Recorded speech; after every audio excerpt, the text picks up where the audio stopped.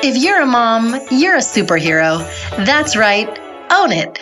We possess a unique superpower of intuition, a sixth sense for what our kids are up to, how they feel, what they want, and when they want it. Yep, it's amazing. I call this mom sense. Oftentimes, we are Googling for answers, joining Facebook groups, or relegating to taking unsolicited advice from our friends when all we have to do is listen to that voice inside us. No, not the one that's telling you you're fat. The other voice, the one that seems to know everything when it comes to your kids and leaves you feeling confident, empowered, purposeful, and all things #mom goals. Hi, I'm Kanika Chadda Gupta, and I'm a mother of twin toddlers and a baby, double the fun plus one. And I can honestly say that now that I'm a mom, I feel like my life is just getting started. On my podcast, I interview industry experts and real-life mamas on their mom sense experiences, tackling topics like how to teach kids to meditate, what it takes to have the marriage you've always dreamed of, and how to master your car makeup routine. Grab your latte, that's probably ice cold by now, and take a listen to That's Total Mom Sense. So I want to read to you an excerpt from one of my listeners. And this is an episode that I have been so keen on doing for all of you. And it's on marriage after kids. So here goes. Ever since we had our baby, my husband and I are at odds with each other.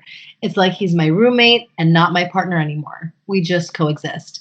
We never have time to sit down and talk. And when we do talk, it's about laundry list items pertaining to the kids, like, can you order more diapers? Or, by the way, my baby has a doctor's appointment tomorrow. Every little argument snowballs into a fight. It feels like we're constantly bickering. I don't even want to talk about how long it's been since we've been intimate. I've lost track of how many months. Why are my kids ruining my marriage? Okay, so if that story is something that you relate to and resonates with you, and it sounds a lot like what you're going through, don't worry. All couples go through this transition after they bring kids into their life, priorities change, and time is limited. I'm doing this episode because I want to ensure you that you have the tools to reconnect with your partner and get your marriage back on track. On today's episode, I'm joined by marriage and family therapist, Sahar Martinez. She says that the process of healing often leads to deeper understanding of ourselves and our relationships. She works collaboratively with her clients, creating a safe, healing, therapeutic space that allows for growth and change.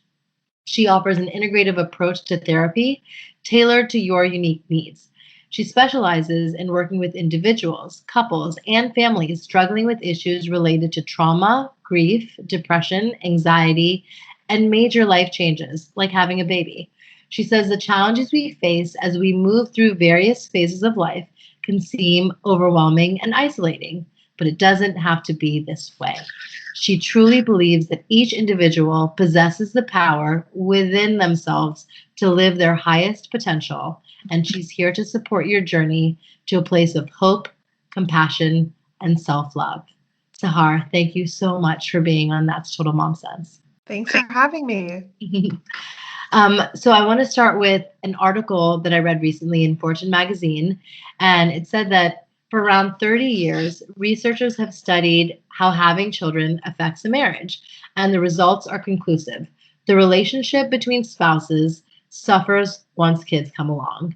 Comparing couples with and without children, researchers found that the rate of the decline in relationship satisfaction is nearly twice as steep for couples who have children than for childless couples. And in the event that a pregnancy is unplanned, the parents experience even greater negative impacts on their relationship. Okay, so why is it so common for couples to have a strained marriage after having a baby? It's like the one thing that right after marriage is you want to consummate the marriage. Why does this happen? I think it's a really big life stressor that we don't anticipate as being a life stressor. 67% of couples report conflict in their relationships after having a baby. I was at a conference recently where the statistic that they threw out was that 97% of couples experience conflict in their relationships in the first 3 months after becoming parents, which is staggering. And something that we don't really talk about. So I think that people become so consumed by parenthood that the dissatisfaction in the couple relationship has a lot of factors to it, but largely it's kind of rooted in this idea of that we are now parents, and they kind of move away from being a couple. So when you pile up like sleep deprivation, the lack of preparedness, like on how to prepare your relationship for becoming parents, and kind of the lack of communication on your expectations of what this is going to look like, and just a resistance to accepting that this is now your new normal, right? I think we have this idea of like, let's get back to our old selves. And the truth of the matter is that your old self doesn't exist anymore. Yeah, especially when you have, 1, 2, 3, how many ever kids that you've brought into this world that are in the mix too now.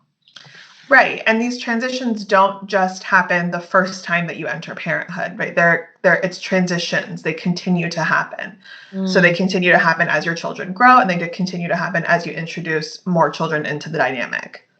So is it a biological response that women tend to like be nurturing and really care for their kids and oftentimes neglect their husbands? So I hesitate to say that it's a biological response, because I've seen this role taken on by different people in the couple relationship, and I've seen it in adoptive parents and step parents and LGBT couples. I've seen, dads and moms take on this role of caretaker, and so I really hesitate to say that it's a biological response. Right. I think that oftentimes we believe that it's the women because we're socially kind of conditioned to, as women, be the caretakers. So we're expected to be like caretakers of the house and our children, but also in modern day, be that working mom that can be give 110% at her job, while also being like the PTA mom and room leader and all these other things. Mm-hmm. So many couples at this point resort to divorce, and I feel like so many of these problems are resolvable, right? It's not, you don't have to throw in the towel. What is your experience with that? So I think that most issues, if not all issues, are resolvable as long as the couple wants to work through them. So it's really a decision that the couple makes. I think a lot of times in my line of work, therapy is seen as like a last resort. And so they've gone through so much, and they're coming here as a last resort, and there's so much to work through as they've kind of dealt with conflict over years and years of time. But I think if a couple is committed to working through the challenges that they've faced, that they can work through anything. Mm-hmm. So let's say, one parent wants to sleep train and the other one is vehemently against it. That's one major issue. Can you just speak to that? Sure. I think so much of this is rooted in a lack of communication.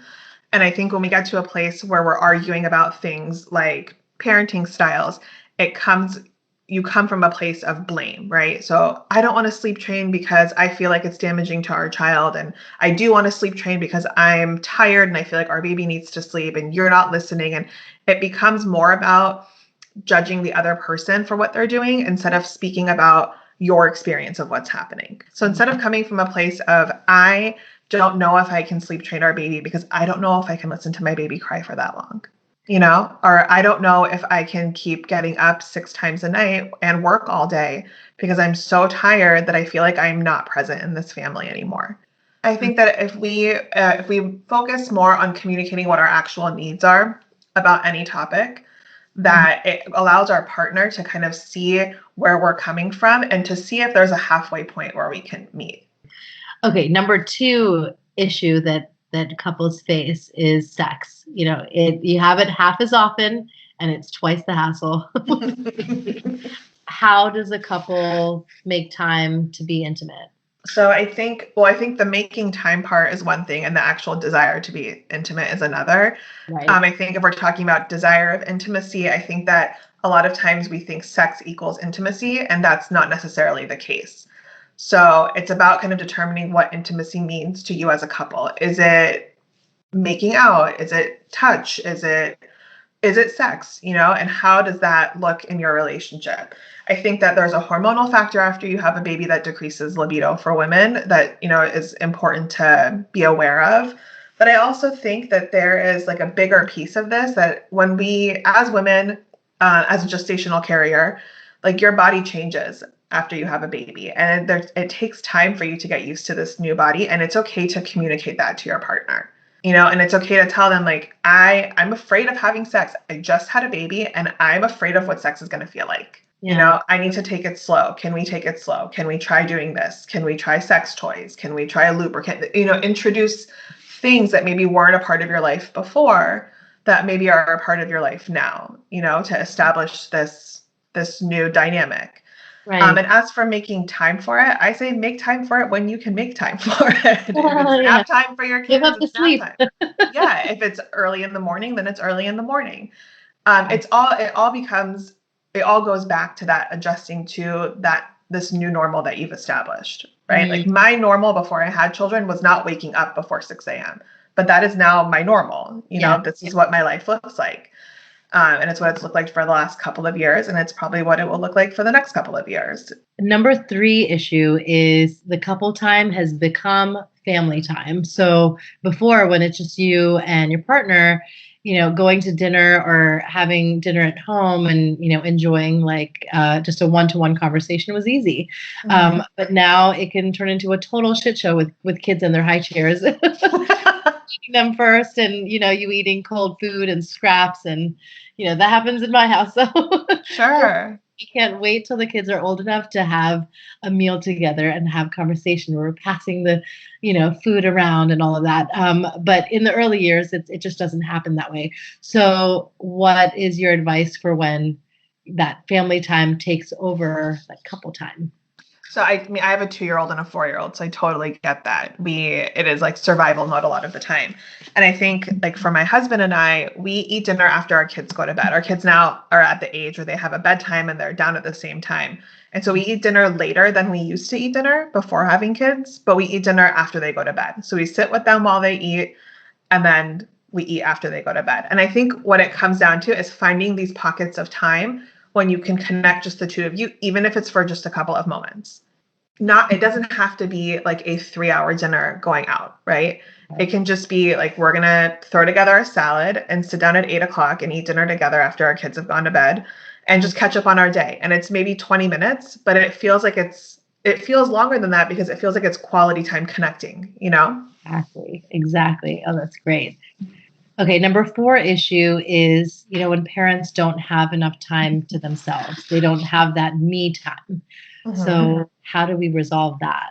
I think it goes back to that communication piece. And I think this is something that I've seen in my work that mothers struggle with a lot is saying, I need this.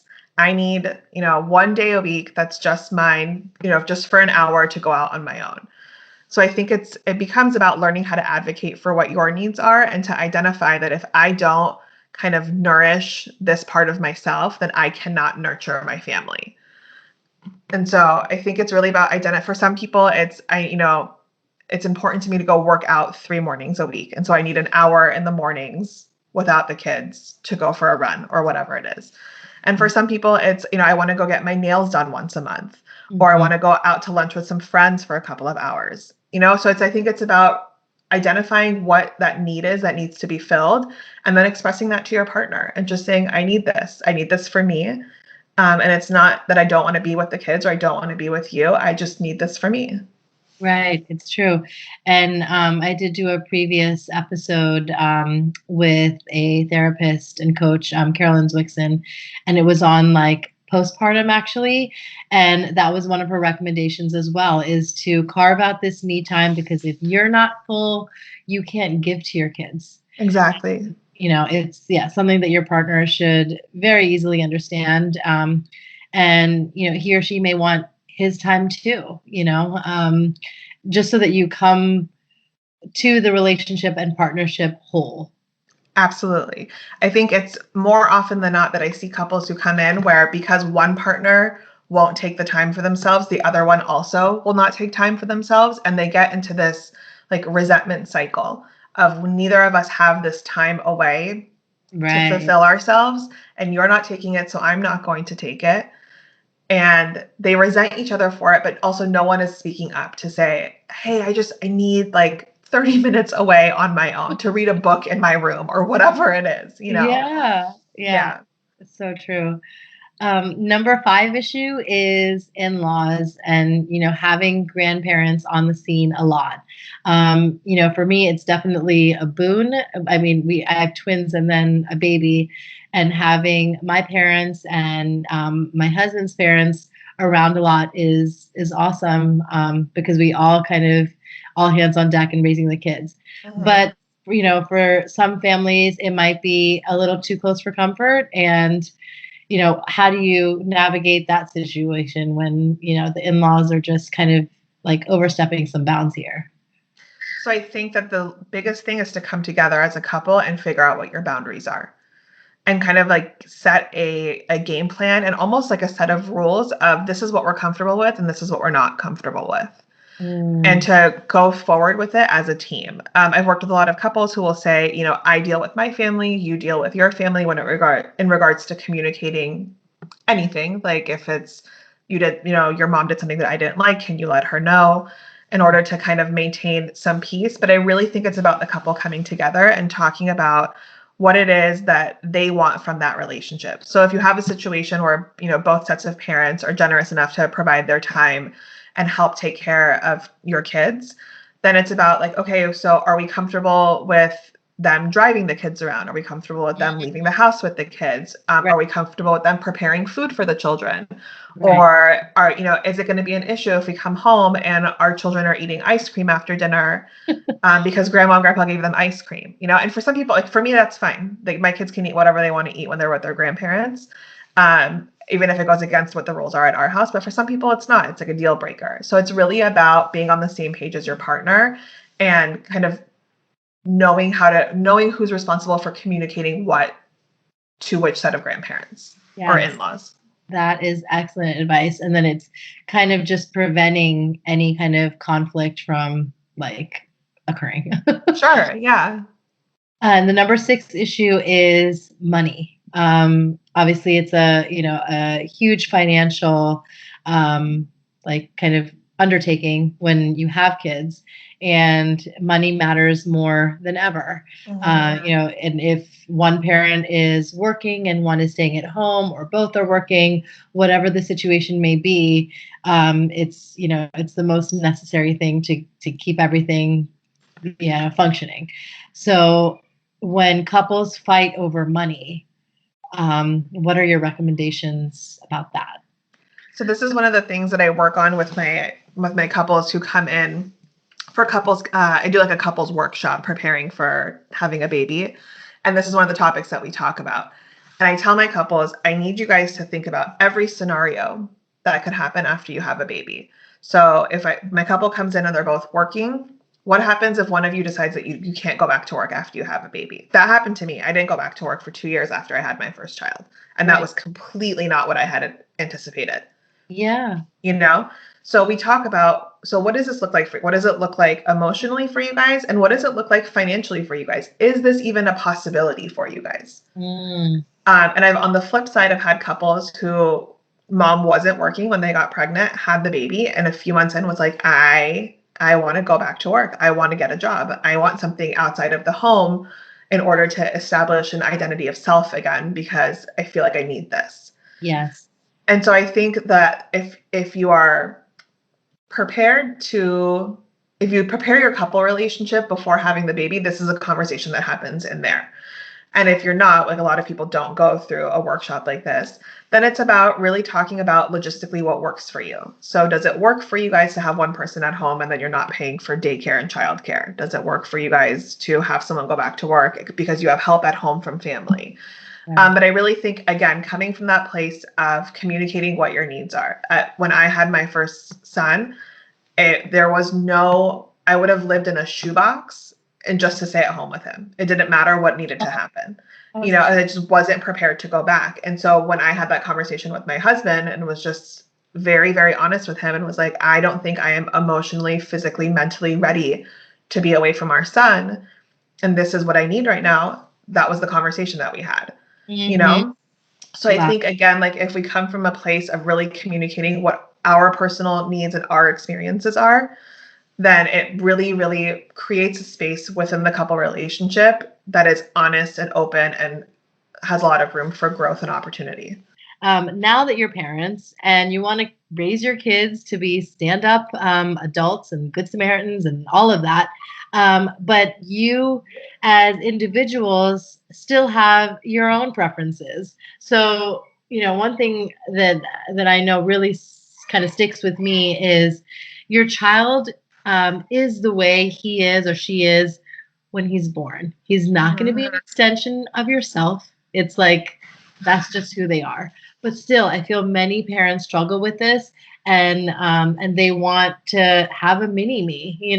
And so it's like, okay, if I went to this college, then you're going to my alma mater, and I'm buying you all the, outfits and stuff to like kind of impose that on you. A lot of parents do that. They want to raise their own kind of clone in a way. And so if you have both partners wanting that, how does that play out and how do you fix it? That's a tough one.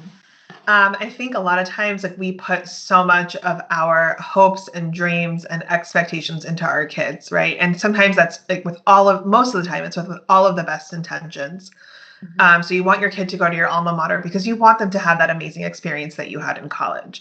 And I think that that is all wonderful to communicate that to your children. And I think that it is important to also foster a sense of independence, both for the parents and for the kids. You know what I mean? So I Mhm. think that if we're like coming from a place where mom has one set of ideas and dad has one set of ideas, and they both are trying to impose this all on the kid, it not only is causing conflict into the relationship, but it's also causing conflict within the family unit. Absolutely. You know, Absolutely. and so I think it's important to take a step back and see, are these the things that I want because I want what's best for our child, or are these the things that I want because I want what I want? Exactly. Exactly.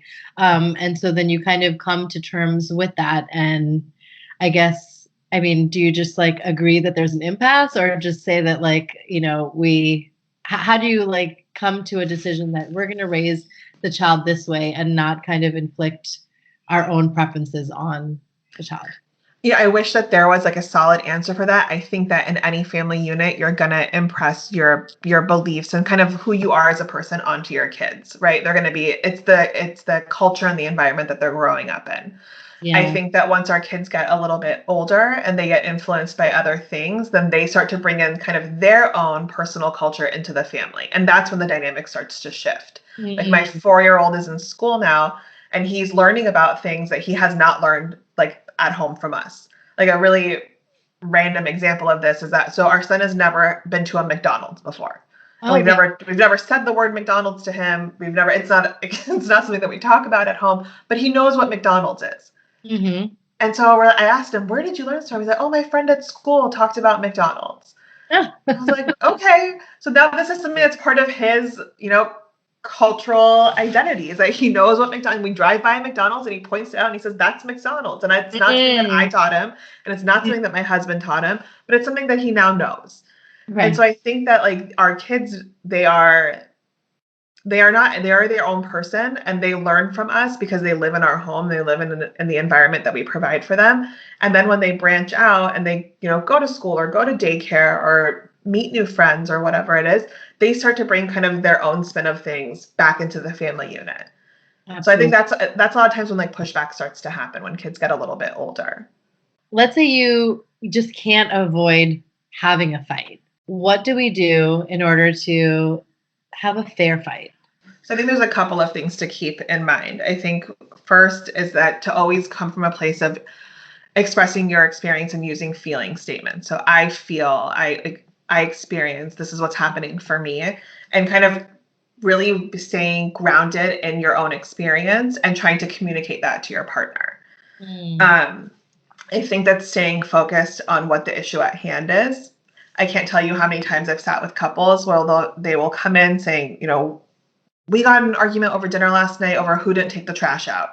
It's like, Huh. okay, so let's talk about this. And then that turns into, well, you didn't you didn't buy the right groceries, and we got in a fight over your mom the other night, and it turns into, it spirals into, dozens of things. So I think Right. if you're arguing about something, stay focused on what you're arguing on. And if it goes to a bigger place, take a step back and just refocus. Mm. And to remain engaged, that there oftentimes when we fight, one person will shut down, and then it becomes one person chasing the other person to engage with them. And so I think even in those moments where you're starting to feel like, I don't want to do this anymore and I'm shutting down, think about why it is that you're shutting down, what's coming up for you.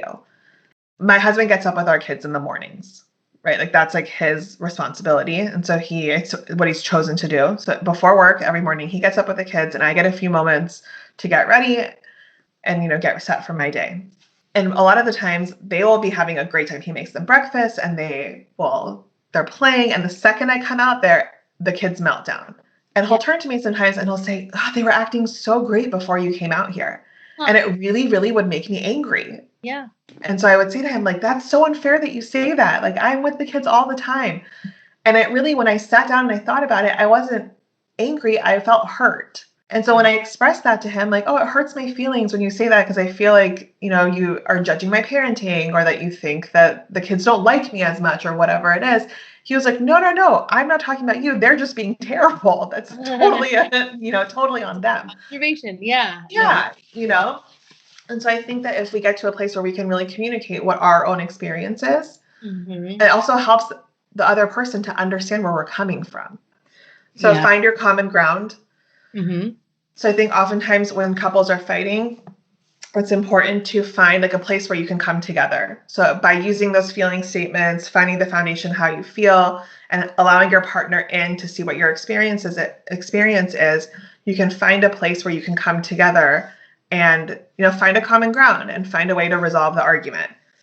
I see a lot of times in couples, we use this like all or nothing statements, like you always do this and you never do that. And I think it's really important to be mindful of not using that because the truth of the matter is no one always does something or never does something, True. So it's the reality of it. I don't always do anything and I don't never do anything, And so I think it's important when we're arguing to stay away from those because oftentimes those become statements that become very, they ignite the fire of the argument and it just blows it up into something bigger than it really has to be. So true. So true. And I think at the very end of it, it's also important to ask your partner, like their experience of what's happening. So tell me what this was like for you. Help me understand like what this was like for you, because I know how I feel about this and you seem to feel differently about it. So help me understand what your experience is of this. What if you have like a scenario where parents are fighting in front of their kids? It's something that we all, of course, want to avoid. But how do we explain what's going on to them?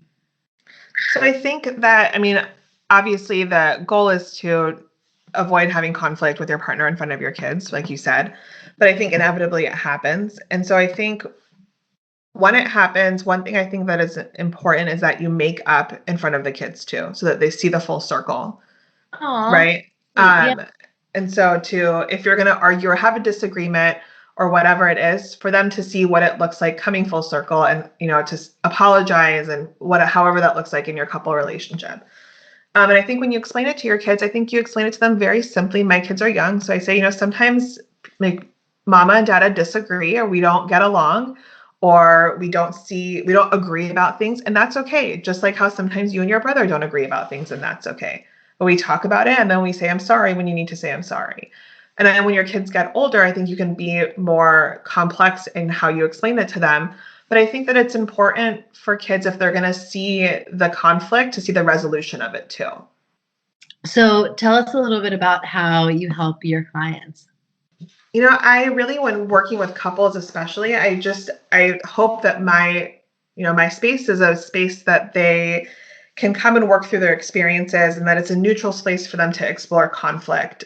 Sometimes when they're trying to do basically the same thing that they do with me at home, because it's at home, it's a more active environment, And so I help them by helping them to express their experiences in a way that maybe their partner has never heard before.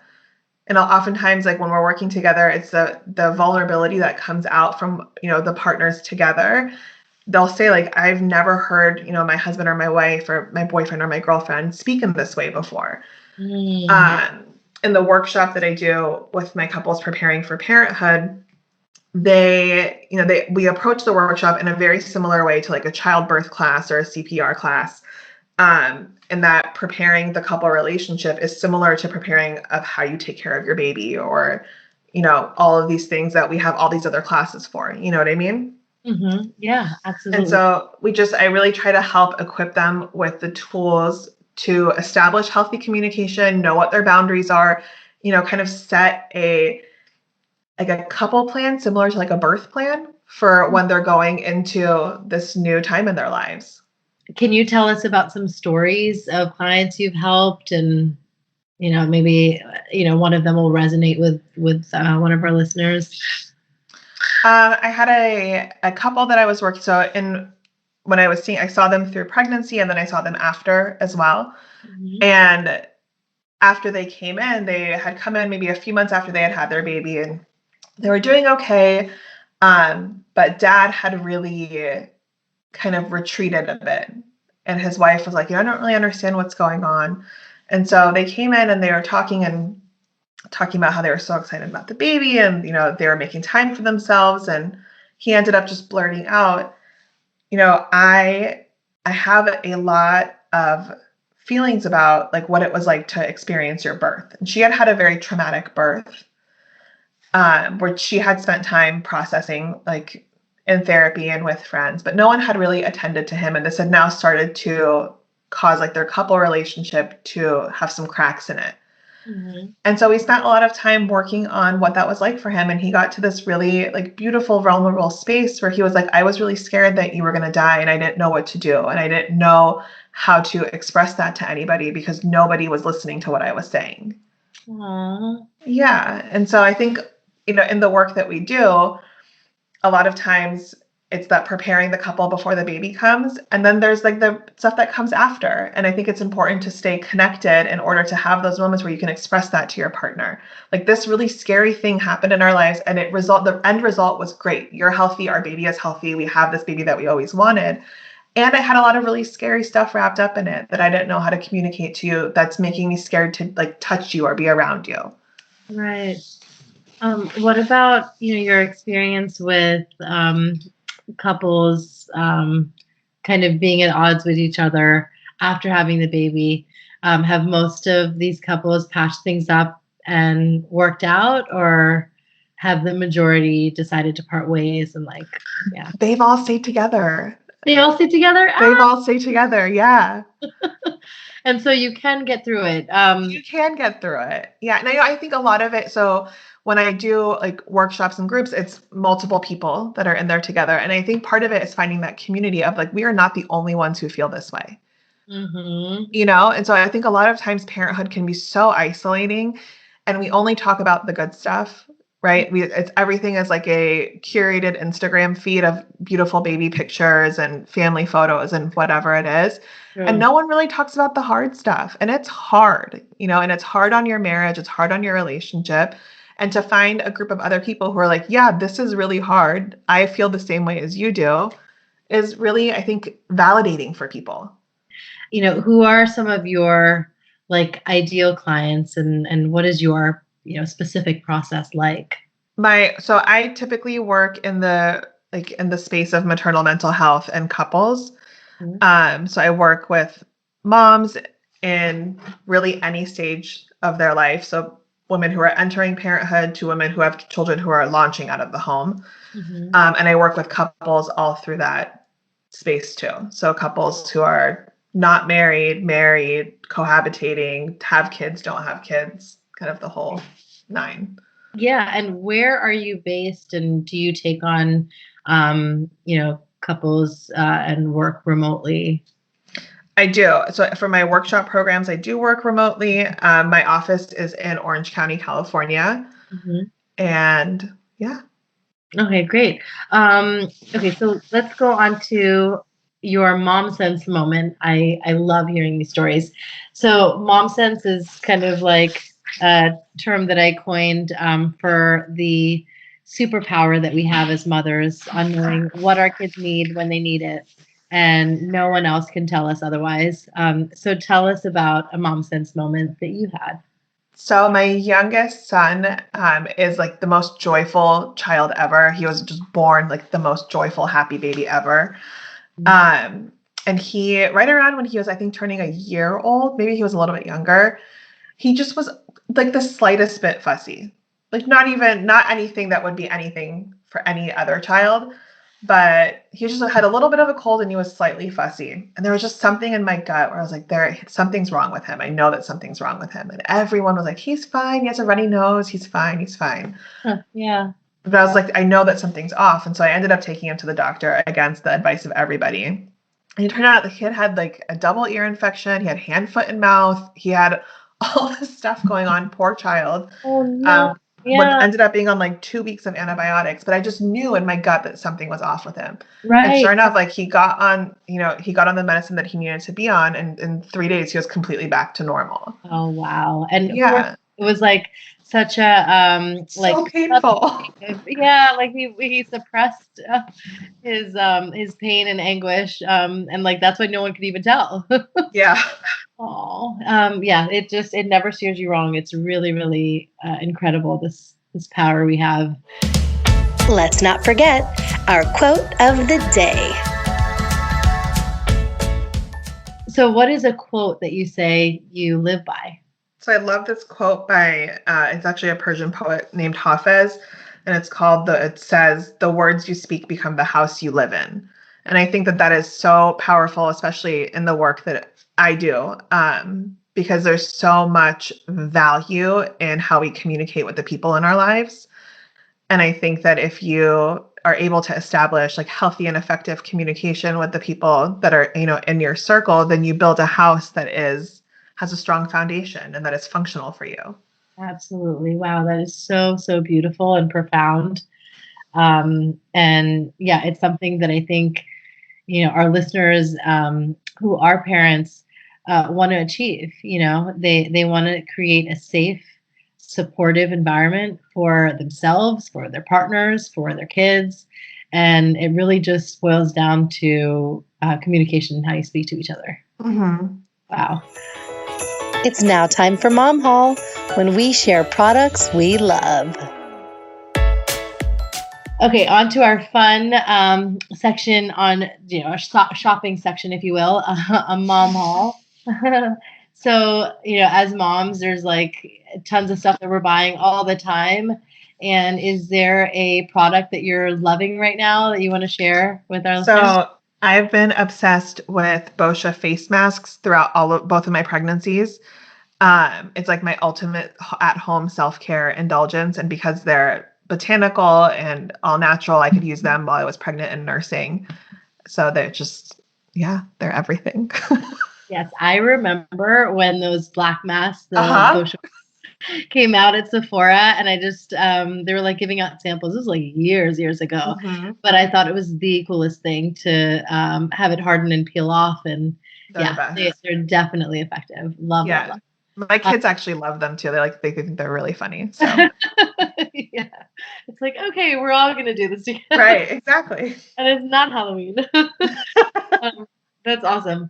My mom haul for this episode is the Bookaroo subscription service. It's one that a friend of mine introduced me to, and she gave as a birthday gift, and we love it. So Bookaroo, spelled Bookroo, is a subscription service for books, and you can actually get books based on the age group of kids that you have. So they do board books for ages 0 to 3. And you get 3 books a month. And then if your kids are ages 2 to 6, you can get 2 hardcover picture books. And then if you have older kids, age 7 to 10, you can do 2 chapter books. So I really, really love the service, and it's $16.95 a month. So very reasonable, and just kind of encourages a love for reading when you get like a fun package at the door every month. We love Bookaroo. We got gifted a subscription by my sister-in-law, and it was so fun. They delivered them like gift wrap. It's so cute. Yeah. It's it's a fun way of doing Christmas every month. Yeah. Well, where can our listeners find you? So you can find me at my website, saharmartinez.com, on Instagram at Sahar Martinez MFT, or on Facebook, also at Sahar Martinez MFT. Thank you so much, Sahar. This was such an important, crucial episode for our listeners. And I feel like you're giving them the tools that they need to keep their marriage going strong and staying on track and building that foundation in the home that we all want to achieve. So thank you for being on the show. Thank you. That's total mom sense.